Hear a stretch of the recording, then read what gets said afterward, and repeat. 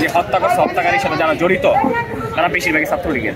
সাধারণ শিক্ষার্থীদের ব্যানারে ছাত্রলীগের যারা এক্স ছাত্রলীগ ছিল তারাই হচ্ছে নতুন একটা মুভ জাস্টিস তৈরি করতে যাচ্ছে, এই সরকারকে অস্থিতিশীল করে পুনরায় যে হচ্ছে তাদের যে হচ্ছে পেশিবাদ কায়েম ছিল সেই পেশিবাদকে আবার কায়েম করতে চাচ্ছে। যারা হামলায় নেতৃত্ব দিয়েছে তারা ছাত্রলীগে পোস্টেড এবং তারা এখন সাধারণ শিক্ষার্থীদের ব্যানারে এখনো হলে অবস্থান করছে। ঢাবি হচ্ছে আদর্শ মডেল, মানুষ যেটাকে আইডিওলজি মনে করে।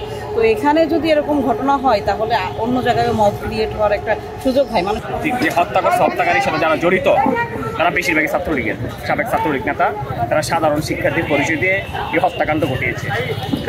এটা ছাত্রলীগ বা আওয়ামী লীগের উদ্দেশ্যে পরিণতভাবে হতে পারে। প্রথম হচ্ছে এখানে যে ঘটনা ঘটছে কালকে হচ্ছে অভিযোগ তাকে হাতে নাতে ধরা হয়নি, তো অভিযোগ ছিল এবং হচ্ছে সে মানসিকভাবে হচ্ছে বিপদগ্রস্ত ছিল। তার হচ্ছে যতটুকু শুনেছি তার হচ্ছে রিলেটিভস বলে কেউ নাই।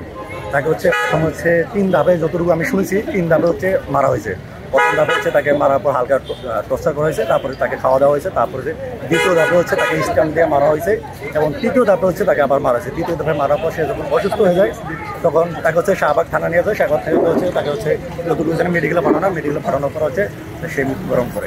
সুস্থ পরিবেশকে হচ্ছে অস্থিতিশীল করার জন্য সাধারণ শিক্ষার্থীদের ব্যানারে ছাত্রলীগের যারা এক্স ছাত্রলীগ ছিল তারাই হচ্ছে নতুন একটা মুভ জাস্টিস তৈরি করতে যাচ্ছে, এই সরকারকে অস্থিতিশীল করে পুনরায় যে হচ্ছে তাদের যে হচ্ছে পেশিবাদ কায়েম ছিল সেই পেশিবাদকে আবার কায়েম করতে চাচ্ছে। এই মারার সাথে আসলে কারা জড়িত ছিল? আমরা তো শুরুতেই বলছি এই মারার সাথে যে জড়িত হোক না, আমরা হচ্ছে একজনের পরিচয় পেয়েছি সে এক্স ছাত্রলীগ। তার মানে বোঝা যাচ্ছে এখানে এক্স ছাত্রলীগের হচ্ছে সাধারণ শিক্ষার্থীদের ব্যানারে হচ্ছে তারা হামলা করে তাকে নির্যাতন করে হচ্ছে মারা হয়েছে।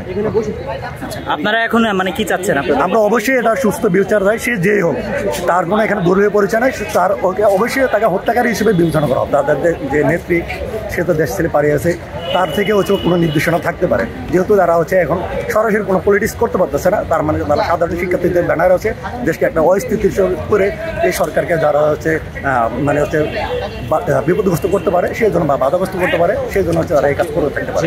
আমরা পক্ষের সাথে কথা বলেছি, পক্ষ বলেছে সে ব্যবস্থা নেবে, সে মামলা করবে। আমরা কী ধরনের ব্যবস্থা নিচ্ছে এবং শিক্ষার্থীরা যারা হচ্ছে এটার সাথে জড়িত তারা ওই শিক্ষার্থী এখন বলা যায় না তারা আসলে হত্যাকারী, তাদেরকে হচ্ছে এটা আইডেন্টিফাই করতে হবে। সেখানে যে সিসিটিভি ফুটেজ রয়েছে সেই ফুটেজে কারা হচ্ছে নির্যাতন করেছে, কারা গেস্ট রুমে হচ্ছে নির্যাতন করেছে তাদেরকে হচ্ছে আইডেন্টিফাই করে তাদেরকে হচ্ছে মামলার সম্মুখীন করে বিচার আনতে হবে। কালকে যে ঘটনাটি ঘটেছে এর ফলে আপনি দেখতে পারবেন ঢাকা বিশ্ববিদ্যালয়ের প্রতিটি শিক্ষার্থী আন্তরিকভাবে দুঃখিত এবং সবাই অঙ্গীকারবদ্ধ যে এই ধরনের ঘটনা আমরা এই ক্যাম্পাসে আর ঘটতে দিব না, যেভাবেই হোক। কারা ঘটিয়েছে বলে মনে করছেন?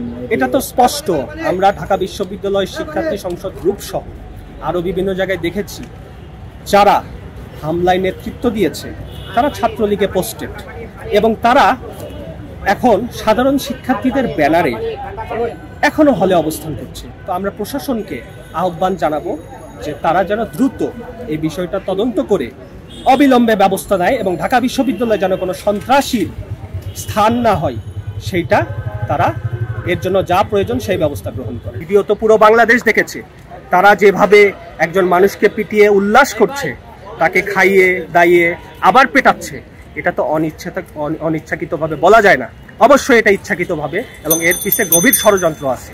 এই ঘটনা ঢাকা বিশ্ববিদ্যালয়ে হওয়ার পর সর্বপ্রথম ঢাকা বিশ্ববিদ্যালয়ের শিক্ষার্থীরা এটার প্রতিবাদ শুরু করে এবং আজকেও করে যাচ্ছে, আপনি দেখতে পাচ্ছেন। সুতরাং অবশ্যই ঢাকা বিশ্ববিদ্যালয়ের শিক্ষার্থীরাই এটার বিচার এনশিওর করবে। ঢাবি হচ্ছে আদর্শ মডেল, মানুষ যেটাকে আইডিওলজি মনে করে। তো এখানে যদি এরকম ঘটনা হয় তাহলে অন্য জায়গায় মব ক্রিয়েট হওয়ার একটা সুযোগ হয়। মানুষ এটাকে লিগালাইজ করা শুরু করতে পারে যে হচ্ছে আচ্ছা ঢাবিতেও তো এটা হয়, তো এরকম হবে। কিন্তু এই যে মোরাল পুলিশিং বা এই যে প্রক্টোরিয়াল যে ব্যাপারগুলা, এগুলা হচ্ছে প্রশাসন না দেখা, মানে প্রশাসনের এখতিয়ার। এটা যখনই হচ্ছে এরকম স্টুডেন্টরা তুলে নেবে তখন এরকম ধরনের ঘটনা ঘটতেই পারে। এক্ষেত্রে আমার মনে হয় প্রশাসনের আরো বেশি তৎপর হওয়া উচিত। কি ধরনের নির্যাতন হয়েছিল কিছু কি জানতে? আচ্ছা, আমি আসলে সরাসরি থাকিনি, ওই যারা ছিলেন তাদের মাধ্যমে আর কি জানা যে প্রথমে হচ্ছে সে এফএইচ হলের সামনে দিয়ে ঘোরাফেরা করার পরে আপনার হচ্ছে কয়েকজন স্টুডেন্ট তাকে লক্ষ্য করে যে হচ্ছে সে কেন এইভাবে ঘোরাফেরা করতেছে, তাকে চোর সন্দেহ করে তাকে ধরে নিয়ে পিটায় গেস্ট রুমে নিয়ে যায়। গেস্ট রুমে নিয়ে যাওয়ার পরে পেটানোর পরে এক পর্যায়ে আর কি তাকে মনে হয় খাবার দেওয়ার পরে হচ্ছে তাকে আবার অন্য একটা রুমে নিয়ে যাওয়ার পরে তাকে বেঁধে পিটায় এবং তাকে তখন মোবাইল চুরির অপবাদ দেওয়া হয়। প্রথমে কিন্তু তাকে চুরির অপবাদ দেওয়া হয় না, প্রথমে এলোমেলোভাবে ঘোরার কারণেই তাকে ধরা হয়। তো এই যে একটা মোরাল পুলিশিং এর দায়িত্ব, এটা প্রক্টরিয়াল টিমের, এটা তো স্টুডেন্টদের হাতে না। এই যে জায়গায় এটা করা, তো এটা আসলে অপ্রত্যাশিত, অমানবিক।